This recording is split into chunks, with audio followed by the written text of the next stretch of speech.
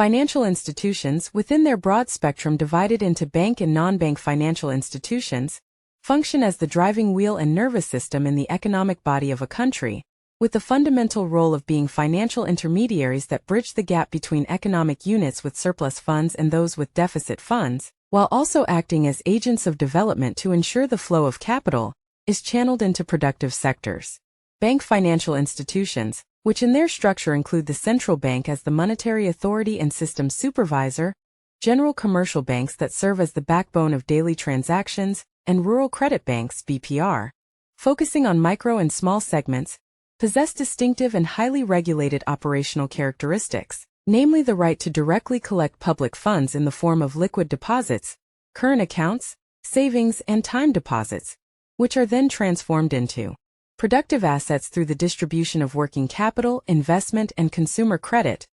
All these banking activities occur within a strict regulatory framework, such as capital adequacy ratios, maximum credit limits, and anti-money laundering provisions, due to their highly leveraged nature and direct connection to public trust, currency exchange rate stability, and the effectiveness of government monetary policy transmission in controlling inflation and promoting growth. Fundamentally different, non-bank financial institutions (NBFIs) are not authorized to accept public deposits in the same manner as banks, so they develop by creating niches and specializations in alternative financial services, such as financing companies, leasing, consumer financing, venture capital, focusing on the financing of capital goods and consumption through installment schemes, insurance companies managing risks based on premium collection and protection principles, pension funds, investing participant contributions for old age security, securities firms and mutual funds connecting investors with capital markets, and institutions such as pawnshops providing short-term loans with movable collateral.